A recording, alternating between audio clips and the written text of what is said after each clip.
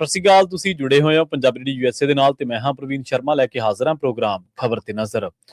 ਖਬਰ ਤੇ ਨਜ਼ਰ ਪ੍ਰੋਗਰਾਮ ਦੇ ਵਿੱਚ ਕੀ ਅਹਿਮ ਤੇ ਕੀ ਖਾਸ ਖਬਰਾਂ ਨੂੰ ਲੈ ਕੇ ਚਰਚਾ ਕਰਨ ਦੇ ਲਈ ਜੁੜ ਚੁੱਕੇ ਨੇ ਪੰਜਾਬ ਤੋਂ ਸੀਨੀਅਰ ਪੱਤਰਕਾਰ, ਉੱਘੇ ਲੇਖਕ ਅਤੇ ਸਰਗਰਮ ਸਮਾਜਿਕ ਕਾਰਕੁਨ ਦੀਪਕ ਸ਼ਰਮਾ ਜਨਾਰਥਲ ਜੀ।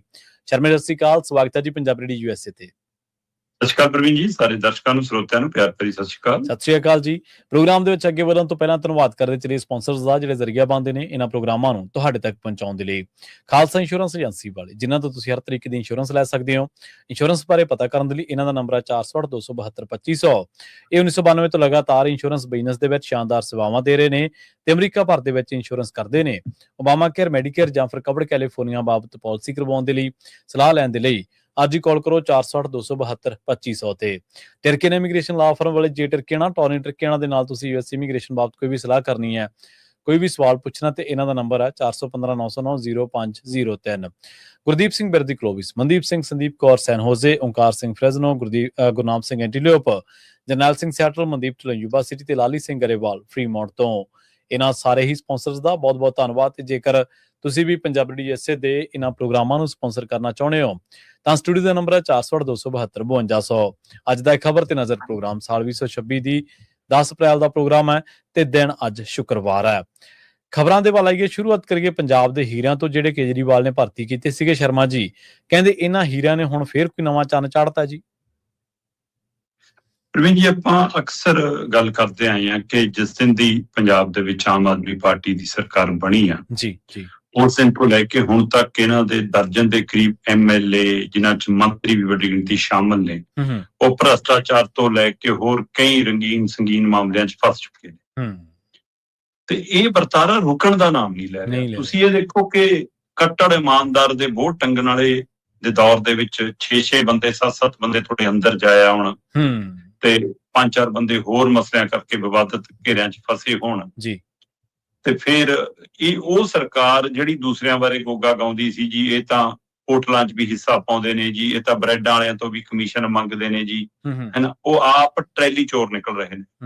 ਸਹੀ। ਮਤਲਬ ਜਿਨ੍ਹਾਂ ਨੇ ਕਿਸਾਨਾਂ ਦੀਆਂ ਦਰਜਨਾਂ ਦੇ ਹਿਸਾਬ ਨਾਲ ਟਰੈਕਟਰ ਟਰੈਲੀਆਂ ਖੁਰਦ-ਬੁਰਦ ਕੀਤੀਆਂ, ਕੂਲਰ ਪੱਖੇ ਤੱਕ ਨਹੀਂ ਛੱਡੇ, ਹੈਨਾ, ਦਰੀਆਂ ਤੱਕ ਲੈ ਗਏ, ਹੈਨਾ, 40 ਪਤੀਲੀ ਤੱਕ ਚੱਕ ਕੇ ਲੈ ਗਏ, ਹੈਨਾ, ਤੇ ਉਹ ਕੱਟੜ ਇਮਾਨਦਾਰ ਦੇ ਬੋਰਡ ਲਾਉਂਦੇ ਨੇ।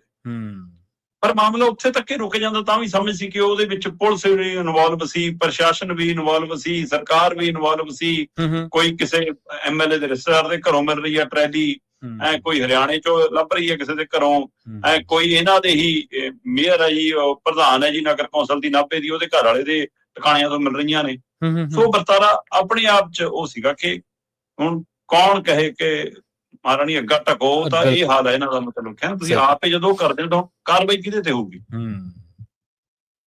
ਇਹਨਾਂ ਦੇ ਤੁਸੀਂ ਹਿਸਾਬ ਲਾਓ, ਵਿਜੇ ਸਿੰਗਲਾ 2022 ਦੇ ਵਿੱਚ ਆਪੇ ਸਾਹਮਣੇ ਲਿਆਂਦਾ ਕਿ ਲਓ ਜੀ ਇਸ ਤਰ੍ਹਾਂ ਕਾਂ ਟੰਗਤਾ, ਬਾਅਦ ਚੋਂ ਕਲੀਨ ਚਿੱਟਾਂ ਵੀ ਮਿਲ ਗਈਆਂ, ਤੁਰੇ ਫਿਰਦੇ ਨੇ।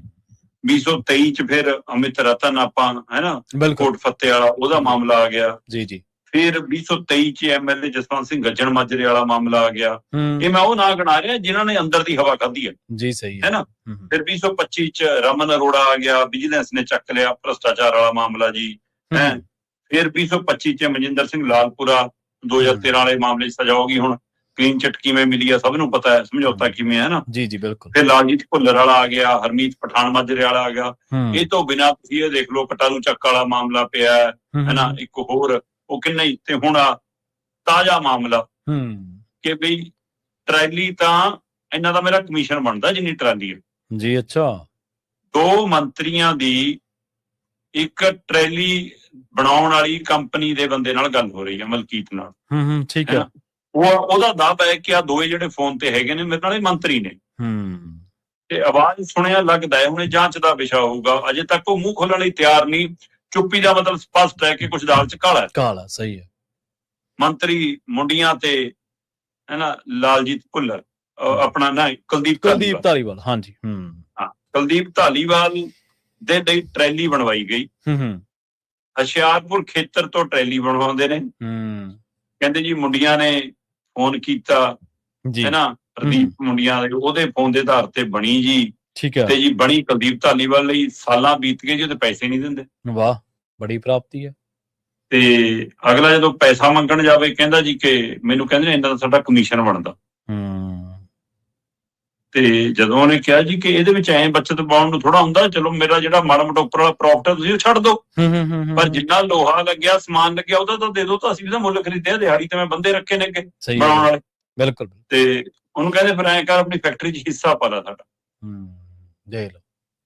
ਮਤਲਬ ਪਿੰਡਾਂ ਕਸਬਿਆਂ ਦੇ ਵਿੱਚ ਜਿਹੜੇ ਨੌਜਵਾਨ ਕੰਮ ਕਰਨਾ ਚਾਹੁੰਦੇ ਨੇ, ਤੁਸੀਂ ਉਹਨਾਂ ਤੋਂ ਹਿੱਸੇ ਪਾਉਂਦੇ ਹੋ, ਫਿਰ ਹਿਸਾਬ ਲਾ ਲਓ ਜਿਹੜੇ ਉਹ 5-5 ਹਜ਼ਾਰ ਬਦਲੀਆਂ ਦੇ ਲੈਣ ਵਾਲਿਆਂ ਨੂੰ ਭੰਡਦੇ ਸੀ, ਤੁਸੀਂ ਉਹਨਾਂ ਤੋਂ ਵੀ ਹਿੱਸਾ ਨਿਕਲੇ ਜੀ। ਸਹੀ ਗੱਲ। ਮਤਲਬ ਪਹਿਲੀਆਂ ਸਰਕਾਰਾਂ ਪੰਜਾਬ ਦੀਆਂ ਦੁੱਧ ਧੋਤੀਆਂ ਨਹੀਂ ਸੀ, ਤੇ ਜੇ ਉਹਨਾਂ ਦਾ ਭ੍ਰਸ਼ਟਾਚਾਰ ਸਿਰ ਚੜ ਕੇ ਬੋਲਣ ਲੱਗਿਆ ਤਾਂ ਲੋਕਾਂ ਨੇ ਤੁਹਾਨੂੰ ਚੁਣਿਆ ਸੀ। ਸਹੀ ਹੈ।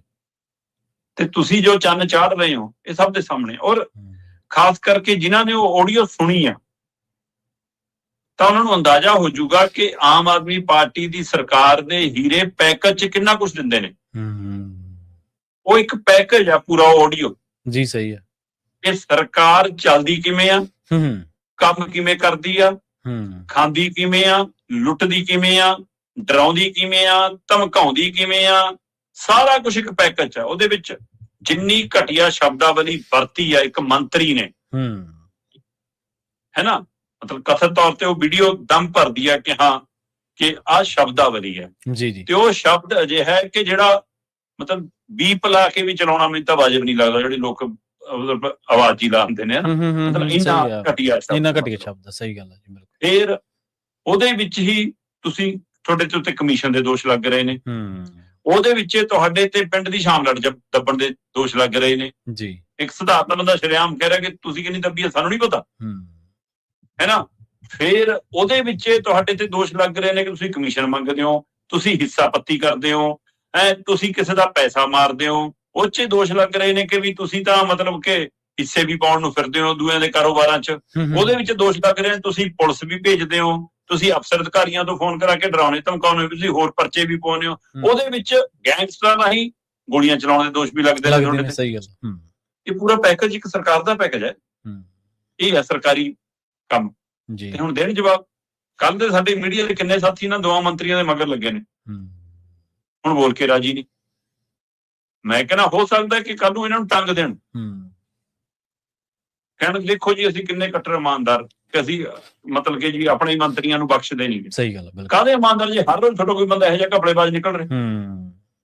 ਤੁਹਾਡੀ ਚੋਣ ਵੀ ਹੈਗੀ ਹੈ, ਪਰ ਉਹ ਜਿਹੀ ਜੀ ਕੋਕੋ ਹੋਏ ਜੇ ਨਿਆਣੇ, ਜਦੋਂ ਆਪ ਤੁਸੀਂ ਭ੍ਰਸ਼ਟਾਚਾਰੀ ਕੇਸਾਂ ਜੁਲਝੇ ਹੋਵੋ। ਸਹੀ ਗੱਲ। ਤੇ ਅਗਾਂਹ ਕੀ ਹੋਊਗਾ? ਮਤਲਬ ਤੁਸੀਂ ਕਮਾਲ ਦੇਖੋ ਸਰਕਾਰ ਦਾ। ਆਪਾਂ ਪਹਿਲਾਂ ਵੀ ਗੱਲ ਕਰਕੇ ਹਟੇ ਹਾਂ ਕਿ ਤੁਹਾਡਾ ਹੀ ਵਰਕਰ, ਤੁਹਾਡਾ ਹੀ ਨੁਮਾਇੰਦਾ, ਤੁਹਾਡਾ ਹੀ ਝੋਲੀ ਚੁੱਕ ਇੱਕ ਸਰਪੰਚ ਤੁਹਾਨੂੰ ਇਹ ਮੂੰਹ ਤੇ ਕਹਿੰਦਾ ਕਿ ਜਨਾਬ ਪੁਲਿਸ ਬਕਵਾਈ ਜਾਂਦੀ ਹੈ ਚਿੱਟਾ। ਸਹੀ ਗੱਲ। ਤੇ ਪ੍ਰਾਪਤੀ ਹੈ ਕਿ ਕੀ ਹੈ? ਅਖਬਾਰ 'ਚ ਪੂਰੇ ਪੰਨੇ ਦਾ ਇਸ਼ਤਿਹਾਰ ਦਿੱਤਾ, ਆ ਲੋ ਜੀ ਜੀ। ਅੱਛਾ। ਆ ਵਾਂਟਡ ਅਪਰਾਧੀ, 10 ਲੱਖ ਦਾ ਨਾਮ, ਦੂਏ ਤੇ ਵੀ 10 ਲੱਖ, 10-10 ਲੱਖ ਵਾਲੇ ਹੈ ਵੀ 7-8 ਹੈਗੇ ਨੇ, 5-5 ਲੱਖ ਵਾਲੇ ਵੀ ਨੇ, ਕਿ 28 ਬੰਦਿਆਂ ਦੀਆਂ ਫੋਟੋਆਂ ਛਾਪੀਆਂ। ਠੀਕ ਹੈ ਜੀ।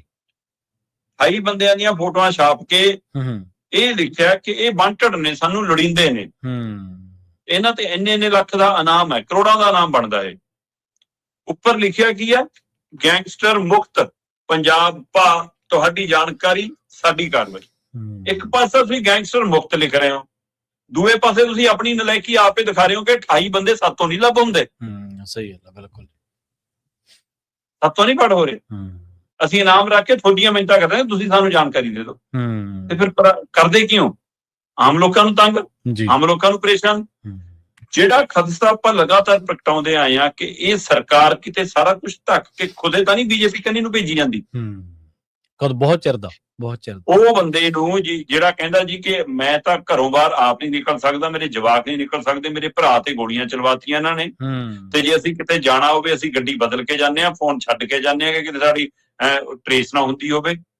ਇਹ ਸਥਿਤੀ ਹੈ ਪੰਜਾਬ ਦੇ ਵਿੱਚ। ਇਹ ਇੱਕ ਘਟਨਾ ਸਾਹਮਣੇ ਆਈ ਹੈ ਜੇ, ਇਹਦਾ ਮਤਲਬ ਕਿੰਨਿਆਂ ਨੂੰ ਐ ਡਰਾਉਂਦੇ ਧਮਕਾਉਂਦੇ ਹੋਣੇ, ਕਿੰਨਿਆਂ ਤੋਂ ਇਹ ਵਸੂਲੀ ਹੁੰਦੀ ਹੋਣੀ। ਤੇ ਫਿਰ ਅਜਿਹੀ ਸਥਿਤੀ 'ਚ ਬੰਦੇ ਦੀ ਬਾਂਹ ਫੜ ਰਿਹਾ ਰਵਨੀਤ ਬਿੱਟੂ, ਤੇ ਤੁਸੀਂ ਮੌਕਾ ਦੇ ਰਹੇ ਹੋ। ਤੇ ਅਗਲੇ ਨੇ ਬਿਠਾ ਕੇ ਪ੍ਰੈਸ ਕਾਨਫਰੰਸ ਕਰਾਤੀ। ਉਹਨਾਂ ਦਾ ਮਕਸਦ ਕੋਈ ਕਿਸੇ ਦਾ ਮਸਲਾ ਹੱਲ ਕਰਨਾ ਥੋੜਾ ਹੈ। ਸਹੀ ਗੱਲ ਹੈ, ਬਿਲਕੁਲ ਬਿਲਕੁਲ। ਹੈ ਨਾ। ਉਹਨਾਂ ਨੇ ਵੀ ਸਭ ਨੇ ਚੋਣਾਂ ਲੜੀਆਂ ਨੇ, ਕਿਸੇ ਨੇ ਕਾਂਗਰਸ ਵੱਲੋਂ, ਕਿਸੇ ਨੇ ਕਿਸੇ ਵੱਲੋਂ, ਸਭ ਨੂੰ ਪਤਾ ਕਿਵੇਂ ਲੜੀਆਂ ਨੇ,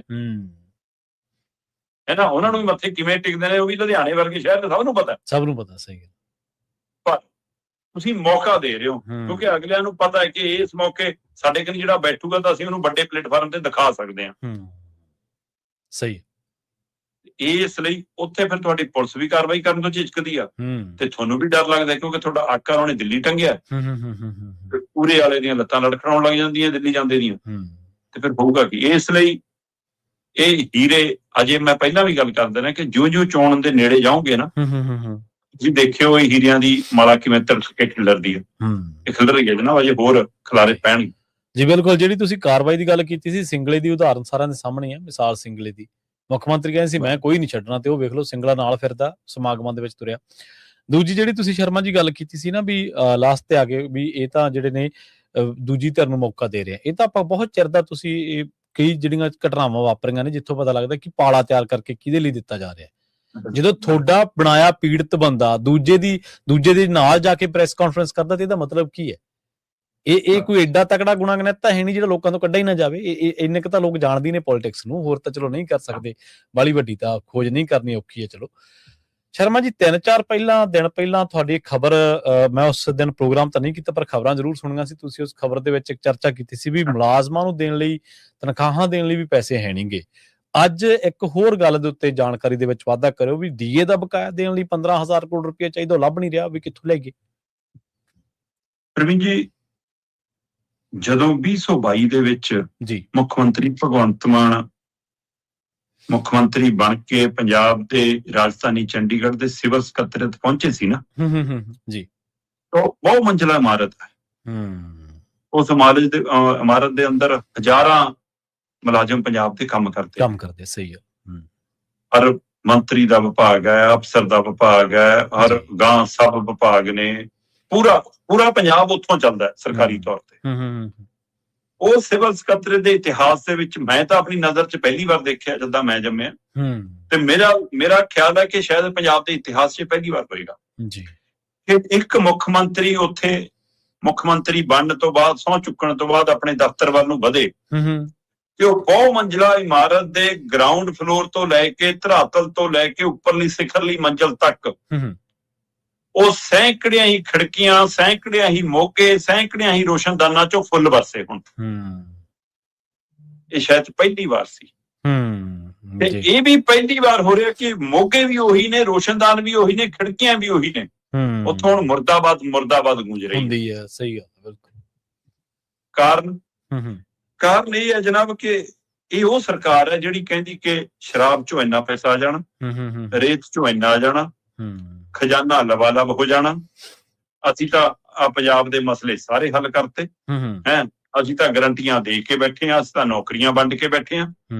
ਉਹਨਾਂ ਦੇ ਰਾਜ ਦੇ ਵਿੱਚ ਮੁਫਤ ਬਿਜਲੀ ਵਾਲੀ ਸਕੀਮ ਤਾਂ ਚੱਲਦੀ ਆ, ਪਰ ਪਾਵਰਕਾਮ ਨੂੰ ਸਮੇਂ ਤੇ ਅਦਾਇਗੀ ਨਹੀਂ ਹੁੰਦੀ, ਪੱਠਾ ਬੈਠ ਰਿਹਾ ਪਾਵਰਕਾਮ ਦਾ। ਉਹਨਾਂ ਦੇ ਰਾਜ 'ਚ ਬੀਬੀਆਂ ਨੂੰ ਮੁਫਤ ਬੱਸ ਸਫ਼ਰ ਤਾਂ ਚੱਲਦੀ ਆ, ਪਰ ਰੋਡਵੇਜ਼ ਦਾ ਪੱਠਾ ਬੈਠ ਰਿਹਾ। ਮੁੱਖ ਮੰਤਰੀ ਝੰਡੀਆਂ ਦੇ ਕੇ ਆਉਂਦਾ, ਨਵੀਆਂ ਬੱਸਾਂ ਪਾਈਆਂ ਨੇ ਉਹ ਠੇਕੇ ਤੇ, ਲੋਕਾਂ ਨੂੰ ਦਿਖਾਉਣ ਨੂੰ ਇਹ ਕਿ ਸਰਕਾਰੀ ਨੇ, ਮੂਰਖ ਬਣਾਉਣ ਦੀ ਪ੍ਰਕਿਰਿਆ। ਉੱਥੇ ਉਹਦੀ ਅਦਾਇਗੀ ਨਹੀਂ ਹੁੰਦੀ। ਇਹ ਤੋਂ ਵੱਡਾ ਹੋਰ ਕੀ ਹੋਊਗਾ ਕਿ ਪੰਜਾਬ ਦੀ ਵਿਧਾਨ ਸਭਾ ਦੇ ਅੰਦਰ ਸਰਕਾਰ ਖੁਦ ਇਹ ਗੱਲ ਕਬੂਲੇ ਕਿ ਵਿੱਤੀ ਵਰ੍ਹਾ ਮੁੱਕਣ ਤੱਕ ਸਾਡੇ ਸਿਰ ਤੇ 4.5 ਲੱਖ ਕਰੋੜ ਦਾ ਕਰਜ਼ਾ ਹੋ ਜਾਣਾ। ਸਹੀ। ਜਿਹੜੇ ਕਹਿੰਦੇ ਅਸੀਂ ਆਮ ਘਰਾਂ ਤੋਂ ਆਏ ਆ, ਸਧਾਰਨ ਘਰ ਤੋਂ ਆ, ਮੁੱਖ ਮੰਤਰੀ ਦੀਆਂ ਵੀਡੀਓ ਬਹੁਤ ਵਾਇਰਲ ਹੋ ਰਹੀਆਂ ਕਿ ਬਈ ਐਡੇ ਸਟੇਜਾਂ ਲਾ ਲੈਂਦੇ ਨੇ, ਐਡੇ ਟੈਂਟ ਲਾ ਲੈਂਦੇ ਨੇ, ਇਹਦੀ ਕੀ ਲੋੜ ਆ? ਦੇਖੋ ਆਪਾਂ ਤਾਂ ਖੜੇ ਆ ਇੱਥੇ ਟਰੈਲੀ ਤੇ, ਮੈਂ ਤਾਂ ਭੁੰਜੇ ਖੜ ਕੇ ਰੈਲੀ ਕਰਨ ਨੂੰ। ਹੁਣ ਧਰਤੀ ਮੁੱਕ ਗਈ ਕਿ ਗੱਡੇ ਨਹੀਂ ਮਿਲਦੇ, ਕਿ ਟਰੈਲੀ ਨਹੀਂ ਮਿਲਦੀ ਖੜ ਕੇ ਰੈਲੀ ਕਰਨ ਲਈ। केजरीवाल ਦੀ ਇੱਕ ਵੀਡੀਓ ਵਾਇਰਲ ਹੋ ਰਹੀ ਆ, केजरीवाल कह रहा ब्याहों में इतना खर्चा करते हैं, इतना बड़ा क्यों करते हैं, शादी क्यों नहीं होती। आप ਤੇ ਆਪਣੇ ਰਿਸ਼ਤੇਦਾਰਾਂ ਦੇ ਵਿਆਹਾਂ 'ਚ ਸਭ ਨੇ ਦੇਖਿਆ ਕੀ ਕੁਛ ਕੀਤਾ। ਬਿਲਕੁਲ। ਕਪੂਰਥਲਾ ਹਾਊਸ ਜਿਹੜੇ ਰਾਘਵ ਚੱਡਾ ਨੂੰ ਕੱਢਿਆ, ਉੱਥੇ ਸਾਰਾ ਤਾਮਝਾਮ ਉਹਦੇ ਲਈ ਵੀ ਲਾਇਆ। ਆਪਣੀ ਕੁੜੀ ਜਦੋਂ ਵਿਆਹ ਕੀਤਾ ਤਾਂ ਵੀ ਕੀ ਕੁਛ ਕੀਤਾ, ਸਭ ਨੂੰ ਦੇਖਿਆ ਕਿ ਕਿਹੜਾ ਤੁਹਾਡਾ ਸਧਾਰਨਪਣਾ। ਕੱਲਾ ਨੱਚਣ ਲਈ ਮੁੱਖ ਮੰਤਰੀ ਸੱਦੇ, ਉਹਦੇ ਲਈ ਪੈਸੇ ਕਿੱਥੋਂ ਆਉਂਦੇ ਨੇ।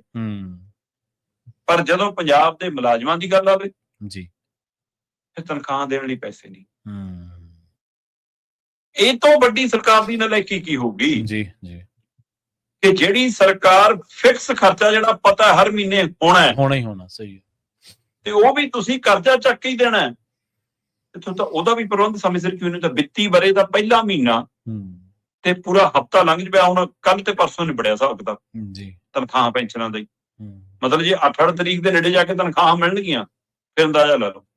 ਹੁਣ ਇਹੀ ਸਰਕਾਰ ਡੀਏ ਦੇ ਮਾਮਲੇ 'ਚ ਮਤਲਬ ਚਤਰਾਈ ਕਰਤੀ ਸੀ ਜੀ।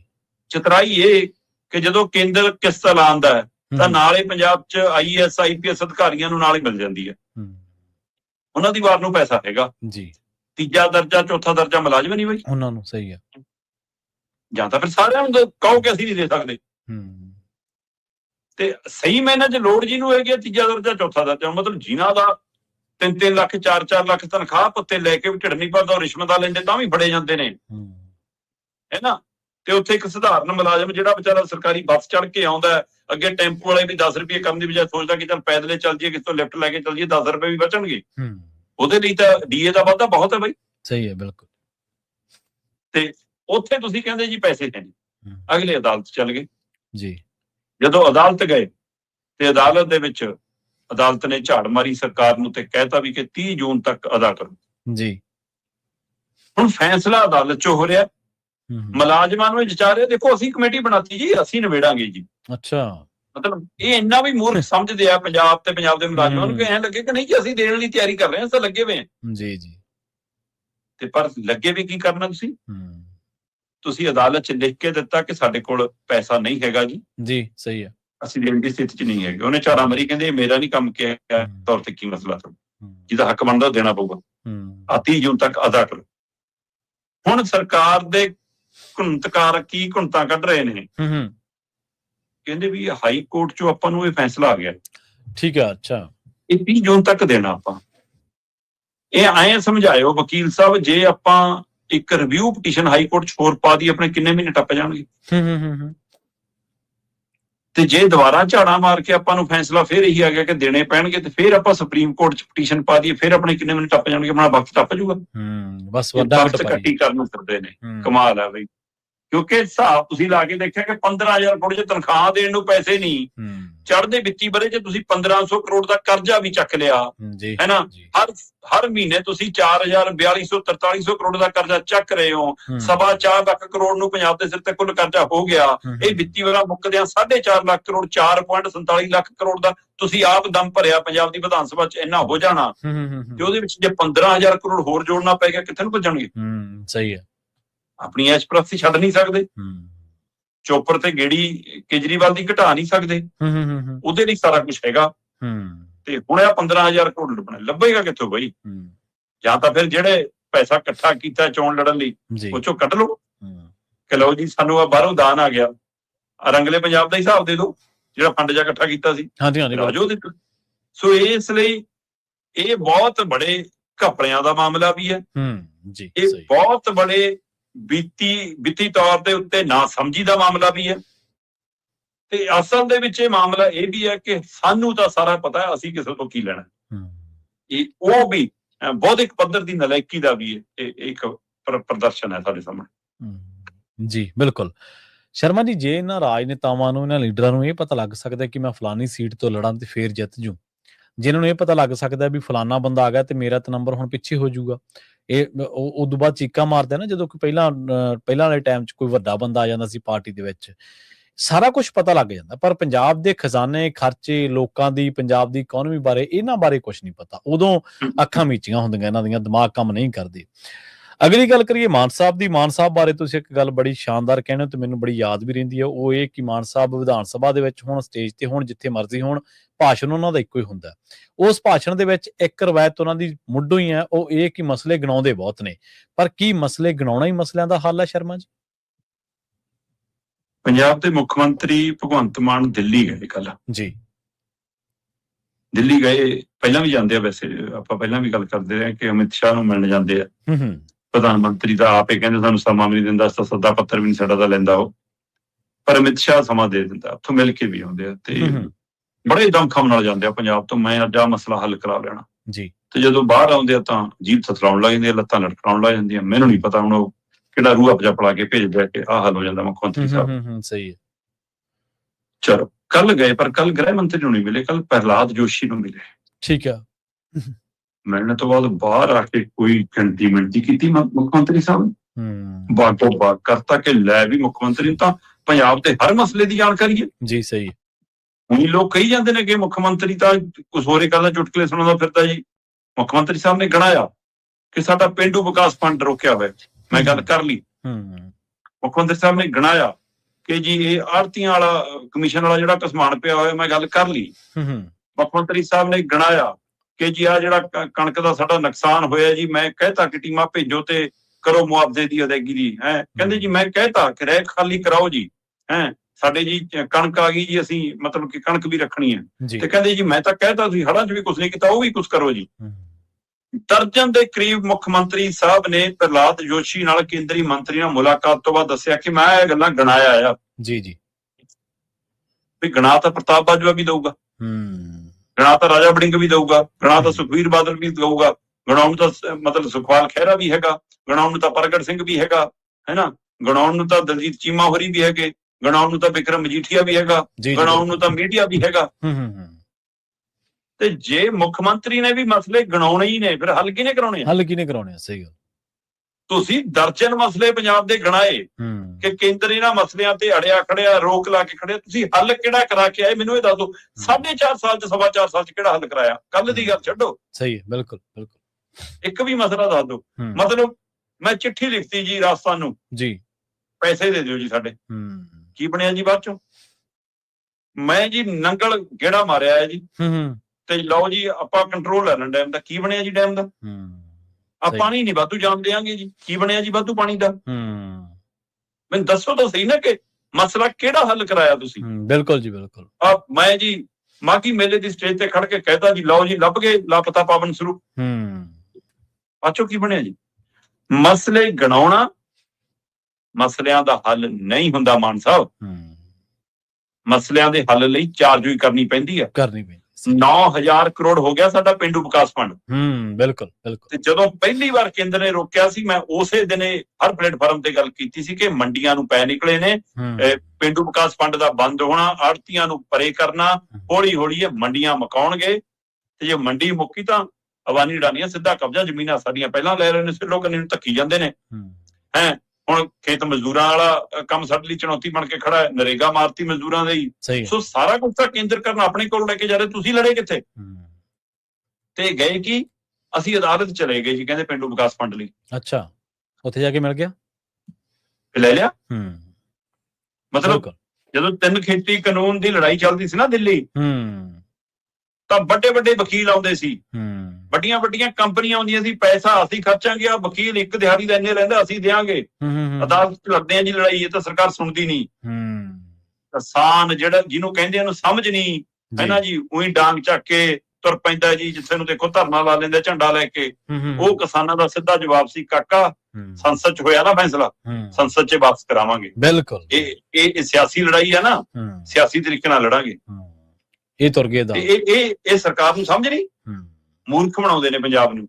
ਤੁਸੀਂ ਦਿੱਲੀ ਤੋਂ ਡਰਦੇ ਹੋ, ਥੱਲੇ ਲੱਗੇ ਹੋ, ਪੰਜਾਬ ਦੇ ਉਲਟਾ ਹੱਥ ਵੱਢ ਕੇ ਦਿੱਤੇ। ਕੱਲ ਵਾਲੀ ਪ੍ਰੈਸ ਕਾਨਫਰੰਸ ਸੁਣ ਕੇ ਦੇਖਿਓ ਪ੍ਰਹਲਾਦ ਜੋਸ਼ੀ ਦੇ ਘਰ ਦੇ ਬਾਹਰ। ਹਾਂਜੀ ਹਾਂਜੀ। ਉਹ ਜੀ ਅਸੀਂ ਤਾਂ ਕੇਂਦਰ ਦੇ ਅਨੁਸਾਰ ਫੈਸਲਾ ਵੀ ਕਰ ਲਿਆ ਜੀ, ਅਸਾਂ ਕਾਨੂੰਨ ਵੀ ਬਦਲ ਲਿਆ ਜੀ, ਤਾਂ ਵੀ ਨਹੀਂ ਸਾਨੂੰ ਦਿੰਦੇ।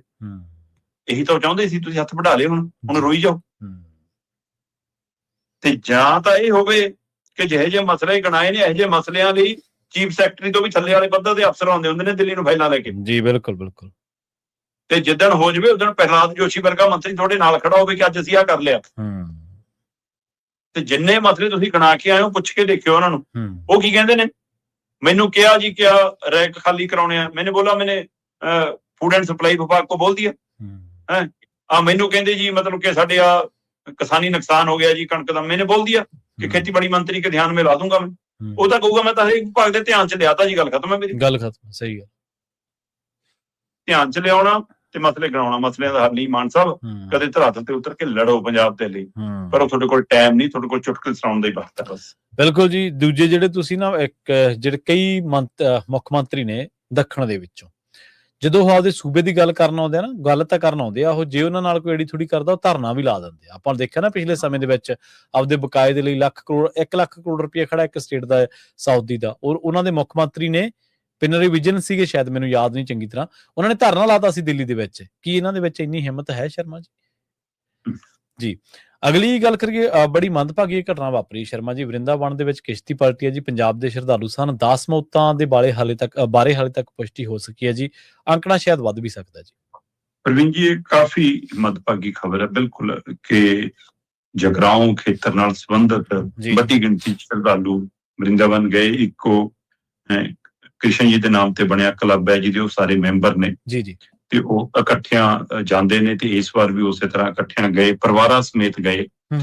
ਤੇ ਉੱਥੇ ਜਦੋਂ ਮਥੁਰਾ ਵਰਿੰਦਾਵਨ ਦੇ ਵਿੱਚ ਉਹਨਾਂ ਨੇ ਯਮੁਨਾ ਜੀ ਦੇ ਵਿੱਚ ਕਿਸ਼ਤੀ ਲਈ ਤੇ ਬਾਂਕੇ ਬਿਹਾਰੀ ਜੀ ਦੇ ਮੰਦਿਰ ਦੇ ਦਰਸ਼ਨਾਂ ਦੇ ਜਾਣ ਦੇ ਲਈ, ਤੇ ਉਹ ਕਸ਼ਤੀ ਦਾ ਸੰਤੁਲਨ ਵਿਗੜਿਆ ਜਾਂ ਕੀ ਹੋਇਆ, ਗਿਣਤੀ ਵੱਧ ਸੀ, ਕਿਉਂਕਿ 2-3 ਕਸ਼ਤੀਆਂ 'ਚ ਵੱਖ-ਵੱਖ ਸ਼ਰਧਾਲੂ 25 ਤੋਂ 30 ਸਵਾਰ ਸੀ, ਜਿਨ੍ਹਾਂ ਚੋਂ ਇੱਕ ਕਸ਼ਤੀ ਅਚਾਨਕ ਪਲਟੀ।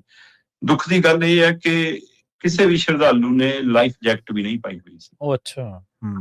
ਹੁਣ ਇਹ ਸ਼ਰਧਾਲੂਆਂ ਨੇ ਅਣਦੇਖੀ ਕੀਤੀ ਆ ਉਹਦੀ, ਜਾਂ ਉਹ ਕਿਸ਼ਤੀ ਵਾਲਿਆਂ ਨੇ ਪਰਵਾਹ ਨਹੀਂ ਕਰਦੇ, ਉਹਨਾਂ ਨੂੰ ਪੈਸੇ ਵਟੋਰਨ ਦੀ ਕਾਹਲ ਰਹਿੰਦੀ ਹੈ।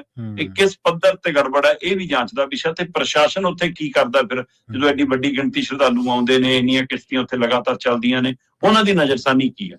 ਹੁਣ ਠੀਕ ਹੈ, ਸਾਰੀਆਂ ਟੀਮਾਂ ਆ ਗਈਆਂ, ਬਚਾਅ ਕਾਰਜ ਕੱਲ ਰਾਤ ਦੇ ਚੱਲੇ ਨੇ, 10 ਦੀਆਂ ਮੌਤਾਂ ਦੀ ਪੁਸ਼ਟੀ ਤਾਂ ਦੇਰ ਰਾਤ ਹੋ ਗਈ ਸੀ। ਠੀਕ ਹੈ ਜੀ।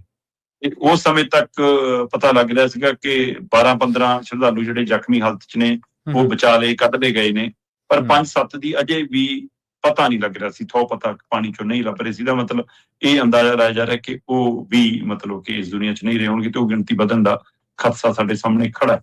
ਜੀ। ਮੁੱਖ ਮੰਤਰੀ ਨੇ ਵੀ ਅਫਸੋਸ ਪ੍ਰਗਟਾਇਆ, ਪੰਜਾਬ ਦੀਆਂ ਵੱਖ-ਵੱਖ ਸੰਸਥਾਵਾਂ ਨੇ, ਰਾਜਨੀਤਿਕ ਧਿਰਾਂ ਨੇ ਵੀ ਦੁੱਖ ਪ੍ਰਗਟਾਇਆ, ਪਰਿਵਾਰ ਨਾਲ ਤਾਲਮੇਲ ਕੀਤਾ ਜਾ ਰਿਹਾ। ਮਤਲਬ ਕਈ ਤਾਂ ਇੱਕ ਪਰਿਵਾਰ ਦੇ ਤਾਂ ਮੈਂ ਖਿਆਲ 5 ਜਾਂ 6 ਜੀਓ ਸੀ ਜਿਹੜੇ ਸਾਰੇ ਇਕੱਠੇ, ਤੇ ਉਹ ਤੋਂ ਇਲਾਵਾ ਪਤੀ ਪਤਨੀ, ਪਿਓ ਧੀ, ਏਦਾਂ ਕੁਛ ਹੈਗੇ, ਜਿਹੜੀ ਇਹ ਗਿਣਤੀ ਜਿਹੜੀ ਸਾਹਮਣੇ ਆ ਰਹੀ ਹੈ, ਬਹੁਤ ਮੰਦਭਾਗੀ ਖਬਰ ਹੈ। ਤੇ ਹੁਣ ਇਹਦੀ ਜਾਂਚ ਹੋਏਗੀ। ਠੀਕ ਹੈ, ਪਰਿਵਾਰਾਂ ਨੂੰ, ਪਿੱਛੇ ਵਾਲਿਆਂ ਨੂੰ ਕੁਝ ਮੁਆਵਜ਼ਾ ਮਿਲ ਗਿਆ, ਪਰ ਜਿਹੜੇ ਜੀ ਗਏ ਉਹ ਨਹੀਂ ਮੁੜਦੇ ਹੁੰਦੇ। ਉਹ ਖਾਸ ਕਰਕੇ ਇਸ ਤਰੀਕੇ ਨਾਲ ਜਦੋਂ ਇਕੱਠਾ ਕੋਈ ਹਾਦਸਾ ਵਾਪਰਦਾ, ਫਿਰ ਵੱਡੀ ਦੁਖਦਾਈ ਫੀਡ ਤਾਂ ਇੱਕ ਵਾਰ ਹੁੰਦੀ ਹੈ ਪਿੱਛੇ। ਜੀ ਬਿਲਕੁਲ।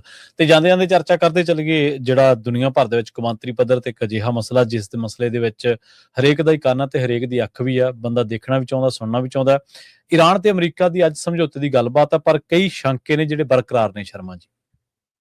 ਦੇਖੋ, ਬਿਲਕੁਲ ਅੱਜ ਸ਼ਨੀਵਾਰ ਹੈ ਤੇ ਅੱਜ ਇਸਲਾਮਾਬਾਦ ਦੇ ਵਿੱਚ ਬੈਠਕ ਹੋਣੀ ਹੈ। 4 ਨੁਮਾਇੰਦੇ ਉਹਦੇ ਵਿੱਚ ਪਾਕਿਸਤਾਨ ਦੇ ਨੇ, ਜਿਨ੍ਹਾਂ ਨੇ ਗੱਲਬਾਤ 'ਚ ਸਿੱਧੇ ਰੂਪ 'ਚ ਹਿੱਸਾ ਲੈਣਾ। ਉਹਨਾਂ ਦੇ ਉੱਥੋਂ ਦੇ ਪ੍ਰਧਾਨ ਮੰਤਰੀ ਨੇ, ਫੌਜ ਮੁਖੀ ਨੇ, ਉਹਨਾਂ ਦੇ ਰਾਸ਼ਟਰੀ ਸੁਰੱਖਿਆ ਸਲਾਹਕਾਰ ਨੇ, ਇਸੇ ਤਰ੍ਹਾਂ ਉਪ ਰਾਸ਼ਟਰਪਤੀ ਦੀ ਅਗਵਾਈ 'ਚ ਅਮਰੀਕਾ ਦਾ ਵਫਦ ਹੈ, ਤੇ ਇਸੇ ਤਰ੍ਹਾਂ ਮਤਲਬ ਕਿ ਉਹਨਾਂ ਦੇ ਸੰਸਦੀ ਮੁਖੀ ਤੇ ਵਿਦੇਸ਼ ਮੰਤਰੀ ਤੇ ਉਪ ਵਿਦੇਸ਼ ਮੰਤਰੀ ਈਰਾਨ ਦੇ 3 ਨੁਮਾਇੰਦਿਆਂ ਦੇ ਮਤਲਬ ਇਹ ਬੈਠਕ ਦੇ ਵਿੱਚ। ਉਸ ਤੋਂ ਬਾਅਦ ਬਾਕੀ ਅਮਲਾ ਫਾਲਾ ਸਾਰਾ ਪਾਕਿਸਤਾਨ ਨੇ ਵਿਚੋਲੇ ਦੀ ਭੂਮਿਕਾ ਨਿਭਾਈ। ਪਰ ਪਹਿਲੇ ਦਿਨ ਤੋਂ ਹੀ ਇਹ ਸਾਹਮਣੇ ਆ ਰਿਹਾ ਸੀਗਾ ਵੀ ਜਿਹੜੀ ਸੀਜ਼ ਫਾਇਰ ਦੀ ਕੜੀ ਹੈ ਤੇ ਜਿਹੜੀ ਸਮਝੌਤੇ ਲਈ ਬੈਠਣ ਦੀ ਕਵਾਇਦ, ਉਹ 'ਚ ਇਜ਼ਰਾਈਲ ਨਹੀਂ ਹੈ ਕਿਤੇ। ਠੀਕ ਹੈ, ਤੇ ਇਜ਼ਰਾਈਲ ਬਾਹਰ ਹੈ, ਤੇ ਇਜ਼ਰਾਈਲ ਲਗਾਤਾਰ ਲਿਬਨਾਨ ਤੇ ਹਮਲੇ ਕਰਦਾ, ਇੱਕ ਦਿਨ 'ਚ 300 ਤੋਂ ਵੱਧ ਆਮ ਲੋਕਾਂ ਦੀ ਜਾਨ ਲੈ ਲੈਂਦਾ ਹੈ। ਇਹਦੇ ਉੱਤੇ ਈਰਾਨ ਇਤਰਾਜ਼ ਪ੍ਰਗਟਾਉਂਦਾ, ਫਿਰ ਇਸ ਸਥਿਤੀ 'ਚ ਤਾਂ ਗੱਲਬਾਤ ਨਹੀਂ ਕਰਾਂਗੇ। ਠੀਕ ਹੈ, ਤੇ ਨਾ ਅਸੀਂ ਹੋਰਮੁਜ਼ ਖੋਲਾਂਗੇ, ਨਾ ਅਸੀਂ ਇਹ ਗੋਲੀਬਾਰੀ ਦੇ ਵਿੱਚ ਗੱਲਬਾਤ ਕਰਾਂਗੇ, ਤੇ ਸਾਡੇ ਪੁਰਾਣੇ ਜਿਹੜੇ ਪੈਸੇ ਖੜੇ ਨੇ ਪਹਿਲਾਂ ਉਹ ਅਦਾ ਕਰੋ, ਫਿਰ ਗੱਲਬਾਤ ਕਰਾਂਗੇ। ਅਮਰੀਕਾ ਦੇ ਉੱਪ ਰਾਸ਼ਟਰਪਤੀ ਜਾ ਚੜ੍ਹਨ ਲੱਗਿਆ ਕਹਿੰਦੇ ਆ ਕਿ ਚਲਾਕੀਆਂ ਨਾ ਕਰੇ ਈਰਾਨ, ਮੈਂ ਤੁਰ ਪਿਆ, ਗੱਲਬਾਤ ਲਈ ਆ ਜਾਊਗੀ। ਤੇ ਉਧਰ ਰਾਸ਼ਟਰਪਤੀ ਟਰੰਪ ਹੋਰੀ ਕਹਿ ਰਹੇ ਨੇ ਵੀ ਨਹੀਂ, ਲਿਬਨਾਨ ਤਾਂ ਸ਼ਾਮਲ ਹੀ ਨਹੀਂ ਸੀ ਸੀਜ਼ ਫਾਇਰ ਦੇ ਵਿੱਚ, ਏਦਾਂ ਨਹੀਂ ਹੋ ਸਕਦਾ। ਤੇ ਉਹ ਕਹਿੰਦੇ ਵੀ ਏਦਾਂ ਵੀ ਨਹੀਂ ਹੁੰਦਾ ਫਿਰ ਕਿ ਅੱਧੀ ਜੰਗ ਰੋਕ ਕੇ ਅੱਧੀ ਗੱਲ ਕਰ ਲਈਏ, ਜਦੋਂ ਸਾਰੀਆਂ ਜੰਗ ਰੋਕ ਕੇ ਹੀ ਗੱਲ ਹੋਊਗੀ ਜੇ ਹੋਊਗੀ, ਤਾਂ ਅਸੀਂ ਵੀ ਇਹ ਤੋਂ ਬਿਨਾਂ ਗੱਲ ਕਰਦੇ। ਤੇ ਇਹਦੇ ਵਿਚਾਲੇ ਸਾਰਿਆਂ ਦੀ ਨਜ਼ਰ ਲਿਬਨਾਨ ਤੇ ਸੀ ਕਿ ਲਿਬਨਾਨ ਕੀ ਲੈਂਦਾ। ਉਹਨੇ ਪਾਕਿਸਤਾਨ ਨੂੰ ਵੀ ਪੁੱਛਿਆ ਕਿ ਮੈਂ ਕਿਉਂ ਨਹੀਂ ਸੀਜ਼ ਫਾਇਰ ਦਾ ਹਿੱਸਾ ਹੈਗਾ, ਮੇਰੇ ਬਾਰੇ ਕਿਉਂ ਨਹੀਂ ਵਿੱਚ ਗਏ, ਦੱਸੋ ਤੁਸੀਂ ਕੀ ਕਹਿੰਦੇ ਹੋ। ਉਧਰ ਇਜ਼ਰਾਈਲ ਨੂੰ ਦੇਖਿਆ ਜਾ ਸਕੇ ਕਿ ਇਜ਼ਰਾਈਲ ਆਪ ਖੁਦਰਾ ਹੋ ਗਿਆ, ਅਮਰੀਕਾ ਦੇ ਹੱਥੋਂ ਨਿਕਲ ਗਿਆ ਹੈ, ਜਾਂ ਉਹ ਉਸਨੂੰ ਕਵਰ ਕਰ ਰਿਹਾ ਅਮਰੀਕਾ ਜਾਣ ਕੇ ਦਿਖਾਉਣ ਲਈ ਕਿ ਹੈ ਤਾਂ ਆਪ ਖੁਦਰਾ, ਪਰ ਮੈਂ ਜਚਾਵਾਂ ਇਹ ਕਿ ਨਹੀਂ ਮੇਰੇ ਕਹੇ ਤੇ ਹੀ ਹੋ ਰਹੀ ਹੈ ਸਾਰੀ ਕਾਰਵਾਈ। ਜੀ ਸਹੀ। ਪਰ ਫਿਰ ਵੀ ਜਦੋਂ ਇਹ ਗੱਲਬਾਤ ਟੁੱਟਦੀ ਦਿਖੀ, ਈਰਾਨ ਨੇ ਸਪਸ਼ਟ ਕਿਹਾ ਕਿ ਮੈਂ ਇਸ ਸਥਿਤੀ 'ਚ ਗੱਲ ਨਹੀਂ ਕਰਨੀ। ਠੀਕ ਹੈ, ਤਦ ਇੱਕ ਵਾਰ ਫਿਰ ਵਿਸ਼ਵ ਪੱਧਰ ਦੇ ਉੱਤੇ ਹੱਥਾਂ ਪੈਰਾਂ ਦੀ ਪਈ, ਰੂਸ ਹੋਵੇ, ਚੀਨ ਹੋਵੇ, ਕੁਝ ਹੋਰ ਮੁਲਕ ਹੋਵੇ, ਉਹਨਾਂ ਨੇ ਬੈਕਡੋਰ ਫਿਰ ਗੱਲਬਾਤ ਤੋਰੀ। ਜੀ, ਸੋ ਇੱਕ ਵਾਰ ਉਮੀਦ ਬੱਝੀ ਹੈ, ਕਿਉਂਕਿ ਕੱਲ ਦੇਰ ਸ਼ਾਮ ਤੱਕ ਸਾਡੇ ਤੱਕ ਇਹੀ ਜਾਣਕਾਰੀ ਸੀ ਕਿ ਅਜੇ ਤੱਕ ਈਰਾਨੀ ਵਫਦ ਪਾਕਿਸਤਾਨ ਨਹੀਂ ਪਹੁੰਚਿਆ, ਪਰ ਹੁਣ ਤੜਕਸਾਰ ਉੱਠਦਿਆਂ ਨੂੰ ਪਤਾ ਲੱਗਾ ਕਿ ਈਰਾਨੀ ਵਫਦ ਪਾਕਿਸਤਾਨ ਪਹੁੰਚ ਗਿਆ। ਜੀ ਸਹੀ। ਸੋ ਇਹ ਪਹੁੰਚਣ ਤੋਂ ਬਾਅਦ ਇਹ ਗਾਰੰਟੀ ਤਾਂ ਨਹੀਂ ਕਿ ਗੱਲਬਾਤ 'ਚੋਂ ਹਿੱਸਾ ਲੈਣਗੇ ਜਾਂ ਨਹੀਂ ਲੈਣਗੇ, ਪਰ ਇਹ ਆਸ ਜ਼ਰੂਰ ਜਾਗੀ ਹੈ ਕਿ ਹੁਣ ਗੱਲਬਾਤ ਦੀ ਸੰਭਾਵਨਾ ਹੈਗੀ ਹੈ ਜੀ, ਅੱਜ ਨਹੀਂ ਤਾਂ ਕੱਲ ਨੂੰ ਨਹੀਂ ਤਾਂ ਪਰਸੋਂ, ਕਿਉਂਕਿ ਜਿਹੜੇ ਮਾਹਰ ਨੇ ਯੁੱਧ ਨੀਤੀਆਂ ਦੇ, ਉਹਨਾਂ ਦਾ ਮੰਨਣਾ ਹੈ ਕਿ ਜੇ ਇੱਕ ਵਾਰ ਯੁੱਧ ਰੁਕ ਕੇ ਗੱਲਬਾਤ ਦੀ ਗੱਲ ਤੁਰੇ ਤਾਂ ਗੱਲਬਾਤ ਹੁੰਦੀ ਜ਼ਰੂਰ ਹੈ। ਸਹੀ ਗੱਲ। ਹੁਣ ਦੁਬਾਰਾ ਯੁੱਧ ਹੋਣ ਦੀ ਉਹਨੇ ਅਸਾਰ ਨਹੀਂ ਹੈਗੇ, ਪਰ ਮੈਂ ਉਹਨਾਂ ਦੀ ਮਹਾਰਤ ਨੂੰ ਜਦੋਂ ਦੇਖਦਾ, ਉਹਨਾਂ ਦੇ ਪੁਰਾਣੇ ਤਜਰਬਿਆਂ ਚੋਂ ਗੱਲ ਕਰਦੇ ਨੇ, ਮੈਂ ਦੇਖਦਾ ਕਿ ਉਹ ਸਾਰੇ ਤਜਰਬਿਆਂ ਦੇ ਦਰਮਿਆਨ ਕਦੇ ਟਰੰਪ ਵਰਗਾ ਲੀਡਰ ਨਹੀਂ ਸੀ। ਜੀ ਜੀ। ਤੇ ਹੁਣ ਟਰੰਪ ਵਰਗੇ ਦਾ ਪਤਾ ਨਹੀਂ, ਉਹ ਹਜੇ ਵੀ ਕਹੀ ਜਾਂਦਾ ਮੈਂ ਤਾਂ ਹੋਰ ਤਿਆਰੀ ਕਰ ਲਈ, ਯੁੱਧ ਬਹੁਤ ਤਿਆਰ ਨੇ, ਮੈਂ ਤਾਂ ਬੜਾ ਅਟੈਕ ਕਰ ਦੂੰ, ਮੈਂ ਤਾਂ ਐਂ ਕਰ ਦੂੰ। ਸੋ ਇਸ ਲਈ ਖਤਰਾ ਵੀ ਖੜਾ ਤੇ ਉਮੀਦ ਵੀ ਖੜੀ ਹੈ, ਤੇ ਉਮੀਦ ਕਰਦੇ ਹਾਂ ਕਿ ਉਮੀਦ ਵੱਡੀ ਹੋਵੇ ਤੇ ਗੱਲਬਾਤ ਹੋਵੇ ਤੇ ਸ਼ਾਂਤੀ ਵਰਤੇ। ਜੀ ਬਿਲਕੁਲ, ਸ਼ਾਂਤੀ ਤਾਂ ਹੋਣੀ ਚਾਹੀਦੀ, ਦੁਨੀਆ ਭਰ ਦੇ ਵਿੱਚ ਸ਼ਾਂਤੀ ਹੋਣੀ ਚਾਹੀਦੀ ਸ਼ਰਮਾ ਜੀ, ਅਸੀਂ ਉਮੀਦ ਵੀ ਇਹੀ ਕਰਦੇ ਹਾਂ। ਤੇ ਸ਼ਰਮਾ ਜੀ, ਇਹਨਾਂ ਖਾਸ ਖਬਰਾਂ ਤੇ ਖਾਸ ਜਾਣਕਾਰੀਆਂ ਦੇ ਲਈ ਤੁਹਾਡਾ ਬਹੁਤ ਧੰਨਵਾਦ ਜੀ। ਸਤਿ ਸ਼੍ਰੀ ਅਕਾਲ। ਸਤਿ ਸ਼੍ਰੀ ਅਕਾਲ ਜੀ। ਸਰੋਤਿਓ, ਸਮਾਂ ਇਜਾਜ਼ਤ ਨਹੀਂ ਦਿੰਦਾ। ਪੰਜਾਬੀ ਰੇਡੀਓ ਐਸਏ ਦੇ ਪ੍ਰੋਗਰਾਮ ਖਬਰ ਤੇ ਨਜ਼ਰ ਨੂੰ ਆਪਾਂ ਇੱਥੇ ਸਮਾਪਤ ਕਰਾਂਗੇ। ਪੰਜਾਬੀ ਰੇਡੀਓ ਐਸਏ ਦੇ ਉੱਤੇ ਪ੍ਰੋਗਰਾਮਾਂ ਦਾ ਸਿਲਸਿਲਾ ਲਗਾਤਾਰ ਜਾਰੀ ਹੈ। ਜੁੜੇ ਰਹੋ ਇਸੇ ਤਰ੍ਹਾਂ ਪੰਜਾਬੀ ਰੇਡੀਓ ਐਸਏ ਦੇ ਨਾਲ। ਤੁਹਾਡਾ ਸਾਰਿਆਂ ਦਾ ਬਹੁਤ ਧੰਨਵਾਦ। ਸਤਿ ਸ਼੍ਰੀ ਅਕਾਲ।